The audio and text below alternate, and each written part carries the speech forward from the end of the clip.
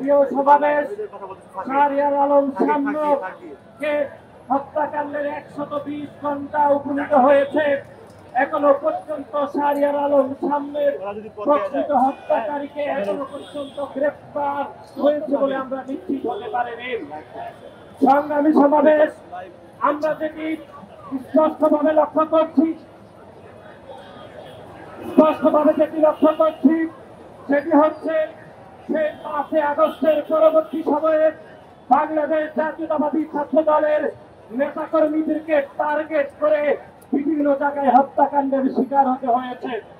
আপনারা এর আগে দেখেছেন বাংলাদেশ জাতীয়তাবাদী ছাত্র দলের বেসরকারি বিশ্ববিদ্যালয়ের আমাদের একনিষ্ঠ কর্মী পারভেজকে একই কায়দায় ছুরিকাঘাত করে সন্ত্রাসীরা হত্যা করেছে। এখনো পর্যন্ত পারভেজের হত্যাকাণ্ডের বিচার এখনো পর্যন্ত শুরু হয়নি।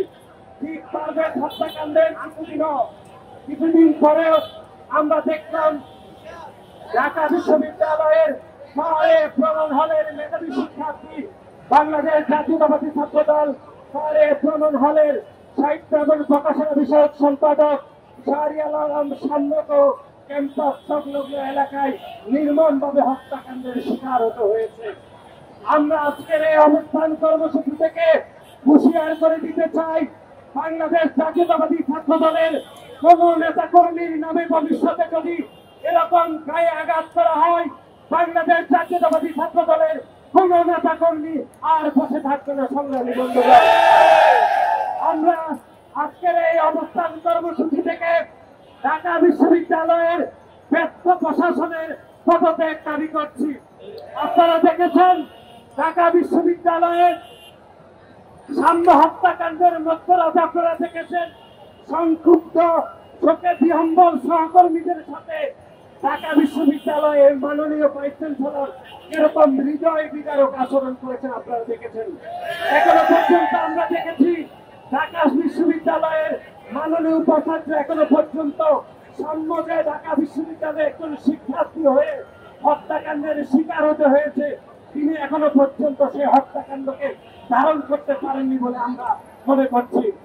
এবং ঢাকা বিশ্ববিদ্যালয়ের সার্বিক নিরাপত্তার দায়িত্বে মাননীয় প্রক্টর ঢাকা বিশ্ববিদ্যালয়ের শিক্ষার্থীদেরকে নিরাপত্তা দিতে চরমভাবে ব্যর্থ হয়েছে বলে আমরা মনে করছি।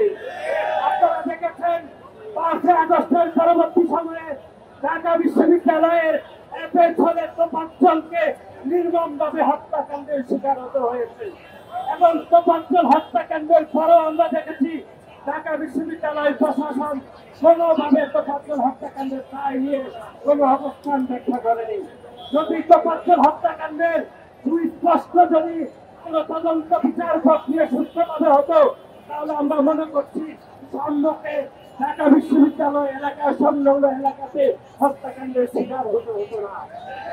সংগ্রামী বন্ধুগণ, আমরা দেখেছি গত অভ্যুত্থান পরবর্তী সময়ে যমুনাতে একদল আন্দোলন সংগ্রাম করলে তাদেরকে পানি ছিটিয়ে তাদেরকে স্বাগত জানানো হয়, কিন্তু আমরা দেখেছি জগন্নাথ বিশ্ববিদ্যালয়ে